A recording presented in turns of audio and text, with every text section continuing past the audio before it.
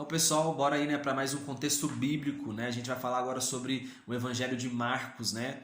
O Evangelho de Marcos. Nós acabamos de falar aqui sobre o Evangelho de Mateus, né? Uma coisa que eu não tinha comentado, mas vale a gente ressaltar que nós temos ali 4 evangelistas e dentre eles 3, né?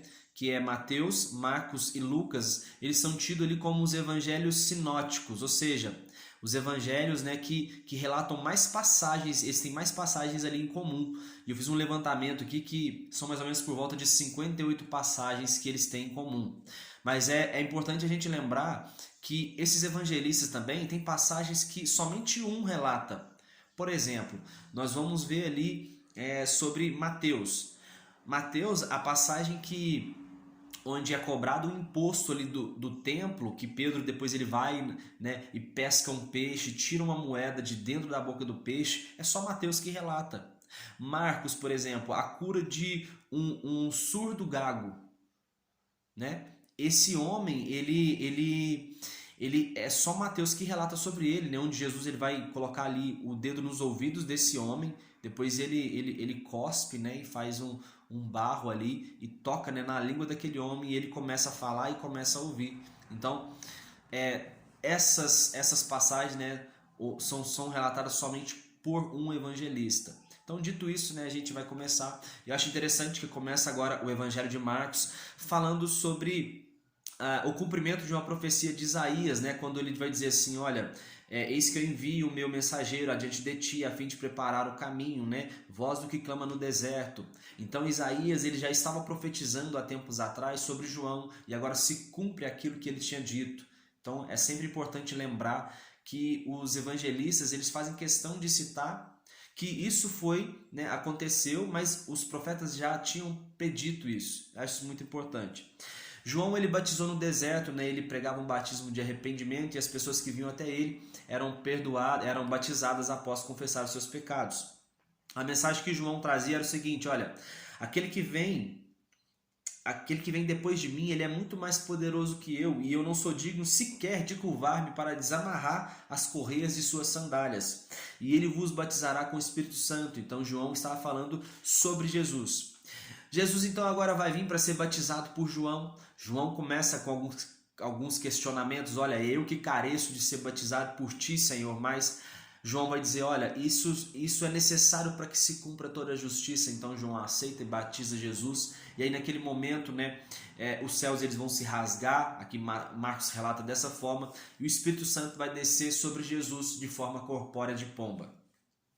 Pronto, depois vai falar sobre a tentação de Jesus. Jesus é conduzido pelo Espírito Santo até o deserto e vai ser tentado por 40 dias e 40 noites. Então Marcos não dá muitos detalhes, né, sobre essa tentação, mas ele fala sobre ela.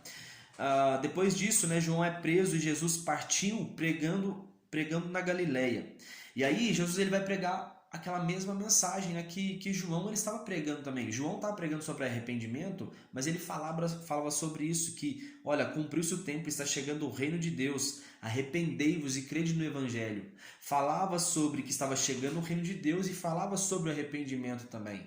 Após Jesus saber da morte de João, ele também começou a falar essa mesma pregação que João fazia. Depois disso, Jesus ele vai vir chamar, né, chamou Pedro, chama André, chama Tiago e chama João, né, os 2 grupos ali de irmãos. E aí ele vai chamar, né, ele vai, melhor dizendo, aqui ele relata que Tiago e João eles abandonaram ali o barco, né, abandonaram ali o seu pai, né, então provavelmente João depois vai dar esse detalhe para a gente, né? Eu já vou entrar no que João já disse, mas que eles tinham uma empresa, né? Eles trabalhavam na empresa do pai, e o próprio Pedro também trabalhava na empresa do pai de Tiago e João, e eles abandonaram tudo ali para poder seguir a Jesus. Pronto, agora nós temos aqui uma coisa curiosa, né? Porque vai falar que Jesus estava ensinando na sinagoga. E olha, vai dizer, olha, Jesus em Cafarnaum, no sábado, começou a ensinar nas sinagogas. E o que é interessante? Porque assim, talvez, né, quem está me ouvindo aí não saiba, né, se Jesus ele veio. Olha, Jesus ele é de Jerusalém, ó, de Belém, ele é de Nazaré ou ele é de Cafarnaum? Onde que ele morou? Então é importante ressaltar que Jesus ele nasce em Belém da Judéia. Depois ele passa a sua adolescência, porque Os pais de Jesus, eles fogem de Belém, vão para o Egito, depois eles voltam, aí eles moram em Nazaré. Então Jesus passa ali a sua infância e adolescência em Nazaré. Só que quando Jesus ele inicia o seu ministério, ele vai agora ali para a Judéia, né, morando ali entre Betânia e Jericó. Só que aí ele fica sabendo da morte de João. Aí quando ele fica sabendo da morte de João, agora ele vai voltar ali para Nazaré, mas ele não mora em Nazaré. Aí ele vai habitar ali em Cafarnaum. Então Jesus ele passa depois a habitar em Cafarnaum. Quando ele inicia o ministério dele, ele habita em Cafarnaum. Então, né, para efeitos aqui agora nós temos Jesus habitando em Cafarnaum e operando milagres, né? Só para a gente entender esse contexto. Então Jesus começou a ensinar nas sinagogas e ensinava no sábado. E o povo ficava admirado da sua autoridade. Aí naquele momento, Jesus pregando na sinagoga, levantou um homem endemoniado e começou a dizer assim, olha, tu és o Filho de Deus, por que você veio aqui agora, né, julgar a gente antes da hora? E aí Jesus repreende a ele, esse demônio vai dizer assim, olha, fica calado. Você não precisa falar que eu sou o Filho de Deus, não, fica calado. Jesus repreende a ele. E aí Jesus ordena que aquele demônio saia daquele homem, e aí com um forte grito, né, com uma voz poderosa, né, e um grito, o demônio vai e sai daquele homem, e todo o povo ficou admirado, pensando assim, nossa, que novo mandamento que é esse, que nova doutrina que é essa, né, o povo ficava admirado. Assim que saíram da sinagoga, foram para a casa de Simão e André, né, e a sogra de Pedro, ela estava ali doente, ela estava com febre, e aí Jesus vai pegar na mão dela e vai curar ela. E naquele momento, a Bíblia diz que a sogra de Pedro começou a servir a eles. E nesse momento também, uma multidão de pessoas começaram a trazer seus doentes ali, né, para que Jesus os curasse. E Jesus ele curou a todos. E também ali, haviam, dentre esses enfermos, haviam pessoas que estavam endemoniadas. E também Jesus ele expulsava esses demônios. E os demônios faziam a mesma coisa, né, que aquele demônio que estava na sinagoga. Começaram a dizer que Jesus era o Filho de Deus, mas Jesus ele repreendia para que os demônios ficassem calados. Então, de madrugada agora, Jesus ele vai se levantar e vai orar. Simão e seus amigos saíram a procurá-lo. E quando encontrou Jesus, aí Jesus vai chamar eles, olha, vão ir, porque é necessário que eu faça a obra do meu Pai enquanto é dia, porque vai chegar a noite que a gente não pode fazer nada. Então, quando Pedro e os seus amigos ele encontram Jesus, eles vão agora, Jesus chama eles, olha, vão me pregar. Então, Jesus ele prega em toda a Galileia, né, pregando nas sinagogas e expelindo demônios. Jesus então agora encontra com um leproso, né, que aquele leproso ele vai dizer para o Senhor, olha, Senhor, tu tens poder de me purificar. Né? Se tu quiseres, tu pode me purificar. E aí Jesus vai dizer assim, olha, eu quero, seja limpo. E naquele momento, aquele leproso ele fica curado. Então Jesus agora ele pede para ele não dizer isso a ninguém, mas ir oferecer o sacrifício, né, que foi ordenado por Moisés. Só que o homem começou a divulgar o que Jesus havia feito, né, de modo que Jesus não podia entrar mais publicamente em nenhuma cidade. E Jesus foi obrigado a ficar em lugares desabitados. Ponto. Jesus então agora em Cafarnaum, o povo ficou sabendo que Jesus estava em casa, na sua casa em Cafarnaum, onde ele habitava. Então o povo aglomerou, né, na porta da sua casa e Jesus saiu para poder pregar a palavra para eles. Então, naquele momento, na verdade Jesus ficou em casa, né, dentro de casa, o povo entrou lá dentro, né, entrou lá dentro da casa de Jesus e Jesus começou a ensinar eles. Aconteceu que havia alguns amigos que tinham, né, um outro amigo que estava paralítico, né? Então eles botaram esse amigo paralítico numa maca e quando eles chegaram até a casa de Jesus e viu que não tinha como entrar, que tinha uma aglomeração muito grande na porta, né, da casa, dentro da casa, então eles passam pelo teto de Jesus, né, pelo teto da casa de Jesus e eles descem então o paralítico ali. Jesus, quando ele vê essa atitude, ele já fala assim, olha, quando ele vê só a atitude dele, ele disse assim, olha, perdoados estão todos os seus pecados. Então havia ali na casa de Jesus, dentre os que estavam ouvindo, mestres da lei, chefes de sacerdotes, eles disseram assim no seu íntimo, olha, quem é esse que acha que tem o poder de perdoar pecados? Só que Jesus, conhecendo o íntimo do coração e dos pensamentos de cada um, ele vai dizer assim, olha, para vocês saberem que o Filho do Homem ele tem poder não somente para poder perdoar pecados, eu quero dizer para esse paralítico, levanta e anda. E assim aconteceu, né? Jesus fez esse grande fato e todo mundo ficou admirado com essa autoridade de Jesus. Jesus agora caminhando na praia, ele vai ver, ele viu o filho de Levi, né?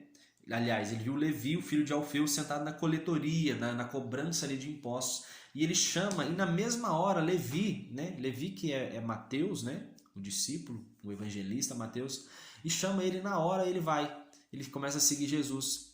E aí acontece que Levi ou Mateus, vamos chamar de Mateus. Mateus, ele agora convida Jesus para ir até a casa dele. Então, Mateus ele chamou um monte de gente para poder ir até sua casa, porque ele ia receber Jesus e ele havia tomado uma atitude agora de seguir Jesus e ele abandonou seu emprego de coletor de impostos. Então, ele era um funcionário público que agora, né, abandonou tudo para poder seguir Jesus. Então aconteceu que havia ali, né, Mateus chamou ali muitos publicanos, muitos amigos dele, né, havia muitos pecadores. E aí o povo começou a questionar, olha, se Jesus soubesse, né, quem são essas pessoas que estão com ele, né? Sabe, o povo achava essa atitude de Jesus nada digna de um profeta como ele era, né? Achava que Jesus estava fazendo isso, então ele era tão pecador como aqueles que estavam sentados à mesa com ele.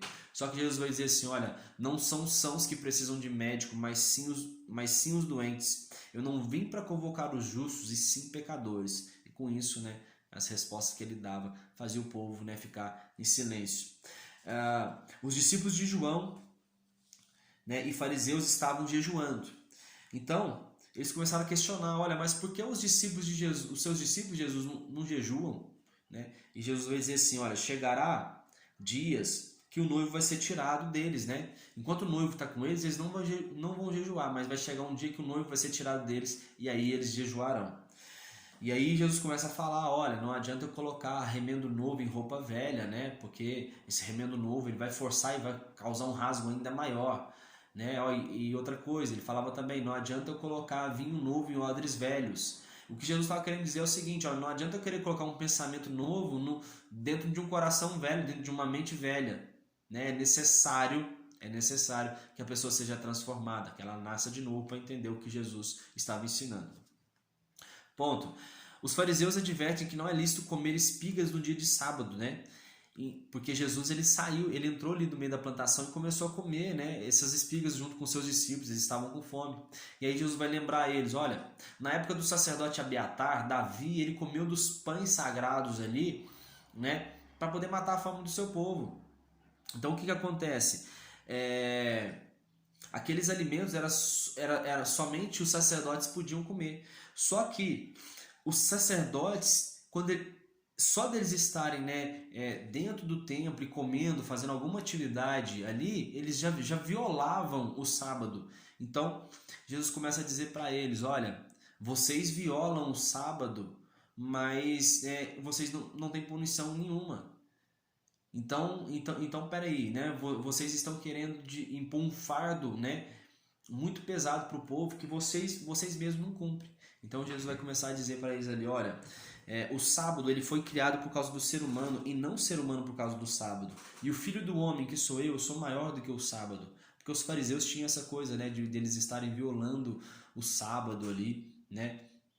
E outra coisa, a gente vai ver na lei aqui, que em Deuteronômio vai falar que quando a pessoa tivesse com fome e ela passasse por uma plantação, você poderia dar para ela, né, do fruto ali dessa plantação para ela poder comer. Então, assim, na verdade, os fariseus e os mestres aqui, eles não estavam cumprindo aquilo que estava totalmente na lei. Então, eles queriam mais colocar culpa nas pessoas, né?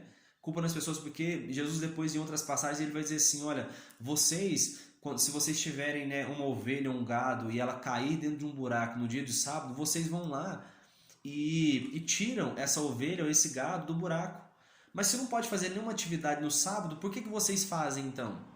Então entende como que Jesus estava repreendendo a eles ali, né, e que eles realmente não estavam cumprindo a lei e estavam incriminando agora Jesus por ter ele e seus discípulos estarem comendo espigas. Pronto. Jesus na sinagoga, né, viu um homem com as mãos atrofiadas. E aí agora como Jesus ele estava assim, tantas vezes, né, os chefes dos sacerdotes, os fariseus, estavam questionando a Jesus quanto à questão do sábado. Então Jesus viu um homem com a mão atrofiada e agora ele vai pensar o seguinte: olha, deixa eu chamar esse homem aqui na frente de todos e perguntar para eles: olha, o que é lícito fazer no sábado? O bem ou o mal? E aí eles ficaram em silêncio, não souberam responder. Então Jesus, ele fica entristecido, né, pela dureza de coração ali de todos os sacerdotes. E aí ele vai chamar aquele homem e pede para o homem estender a mão. E naquele momento Jesus ora e aí as mãos daquele homem é curada. Então os fariseus, né, juntamente com os herodianos, eles bolaram um meio agora para poder condenar Jesus à morte. Certo, Jesus agora na praia, ele, né, uma multidão vai vir da Galileia, né, e começa a seguir Jesus. E outra grande multidão veio até ele. Então Jesus aí nesse momento, Marcos relata que Jesus ele pediu um barco, né, para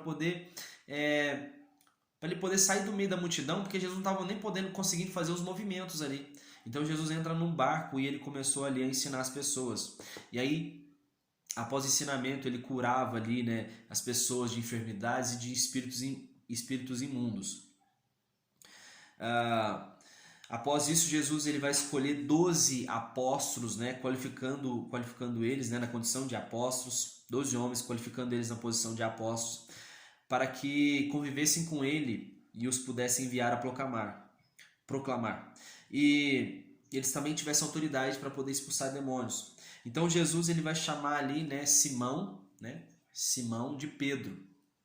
E ele também chamou ali Tiago e João de irmãos Boanerges, quer dizer, irmãos, né, filhos do trovão.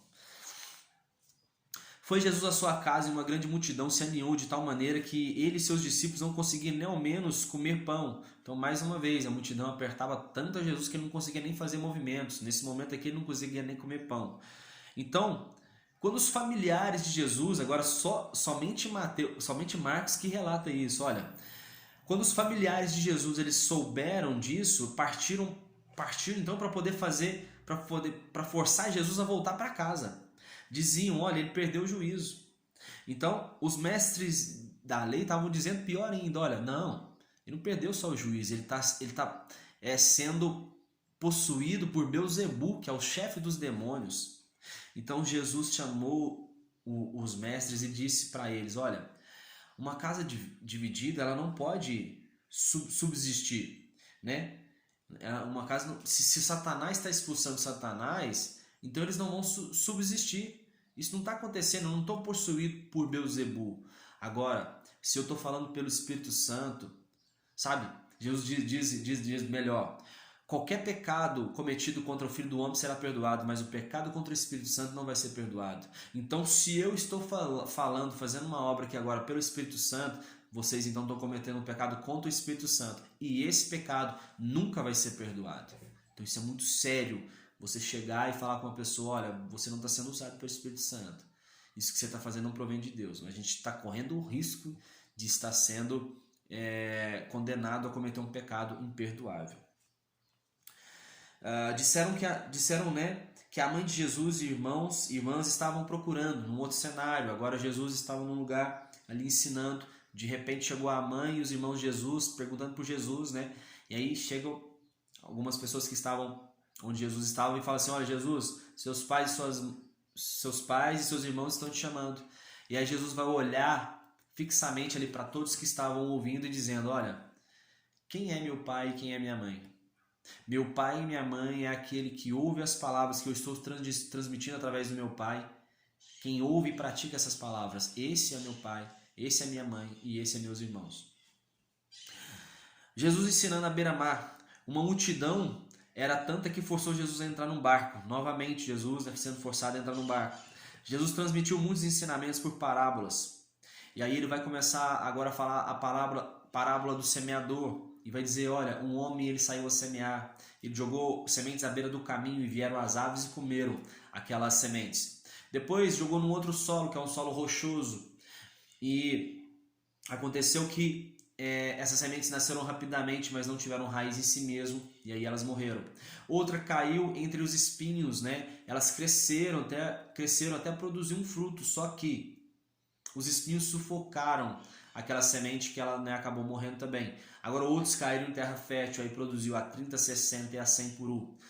100 por um. Então aconteceu que depois que Jesus contou essas parábolas, os discípulos, né, eles vão ali, né, os 12 discípulos, apóstolos, né, juntamente com outros discípulos, chegaram em particular e perguntaram para Jesus: olha, explica pra gente essa parábola que a gente não entendeu não. E aí Jesus vai dizer assim: olha, vocês não entenderam essa parábola, porque tipo assim, se vocês não entenderam essa, vocês não vão entender todas as outras, mas senta aí que eu vou explicar para vocês o que aconteceu. Olha, a primeira semente que caiu à beira do caminho e as aves comeram, representa aquele que ouve a palavra, mas logo vem Satanás e rouba aquela palavra dele. O segundo terreno, que é o solo rochoso, a pessoa até ouve a palavra, mas por ela não ter raiz em si mesmo, por ela não orar, por ela não buscar conhecimento, ela acaba também perdendo a sua fé. Um outro solo é o solo entre os espinhos, e acontece que aquela pessoa também recebe com alegria a palavra. Ela até começa a dar passos, né, em direção ali ao seu propósito. Ela começa até assim evangelizar, ela começa a ganhar alguém para Jesus, mas as seduções desse mundo, sabe, as riquezas desse mundo, as preocupações, as ansiedades, fazem com que esse fruto seja sufocado, essa planta seja sufocada, essa semente ela seja sufocada e a pessoa não produz fruto nenhum e acaba morrendo. E outras é o solo fértil, aquela pessoa que recebe a palavra, ouve as palavras de Jesus e começa a praticar. Aí ela começa a produzir muitos frutos a 30, 60 e a 100 por um. Vai falar agora sobre a parábola da candeia, né? Que não se acende uma candeia e coloca debaixo de uma cama, e assim coloca num candelabro, né? E diz também que, olha, não há nada oculto que não venha a ser revelado e nada em segredo que não seja trazido à luz do dia. Então vai aqui nos remeter a gente sempre fazer as coisas, colocar as nossas obras à luz e não ficar escondendo nada, sabe? Não fazer nada escondido, acender a nossa luz e tipo assim, deixa que todo mundo veja as minhas obras, eu não tenho nada a esconder. O reino dos céus é semelhante, né, a quem lança uma semente, dorme e depois acorda, e passa a noite e o dia e a semente cresce, né? Então a terra por si mesmo produz fruto. Assim que o fruto amadurece, eles passam a foice, pois é chegado o tempo da colheita. Então a gente lança o fruto, descansa no Senhor e assim produz. Outra coisa também, falando sobre parábolas que representam o reino do céu, o reino de Deus, que é semelhante a um grão de mostarda, que é a menor das sementes, porém quando cresce se transforma na maior das hortaliças. Outra coisa, Jesus falando por parábolas ainda, né? Jesus ele falava por parábolas, né, conforme a medida das pessoas que estavam ouvindo. Então Jesus era muito sábio com as parábolas. Para a gente finalizar já, Jesus então ali ele despediu a multidão que estava ouvindo a ele ali, e eles atravessaram de barco para outra margem. Então outros barcos começaram a seguir Jesus, e aí grandes ondas começaram a levar água para dentro do barco. Jesus então ele ficou, né, num lugar, ele despediu as multidões e pediu que seus discípulos saíssem de barco. Só que na verdade não. Na verdade Jesus nesse momento estava com eles aqui, né? É outra passagem que fala sobre isso. Então Jesus despediu as multidões e aí agora ele vai dentro do barco com os discípulos e acontece uma tempestade. Tem aquela tempestade que Jesus não está no barco. Aqui Jesus está no barco. E pior, Jesus está na polpa do barco e ele está com um travesseiro dormindo. E aí vem essa tempestade, começa a entrar água dentro do barco, os discípulos começam a se apavorar, eles acordam Jesus. Então, quando eles acordam Jesus, ele vai e repreende então aquela tempestade. E ele vai dizer assim: olha, vocês são homens de pouca fé. Tipo, vocês mesmos poderiam ter feito isso, né? Então, essa essa passagem de Marcos, ele diz ainda que Jesus estava dentro do barco, né? O que é pior, e dormindo ainda tinha um travesseiro. Então, é curioso essa passagem aí. Muito bacana, então nós terminamos aqui essa primeira parte, já a gente volta com a segunda. Valeu, um abraço.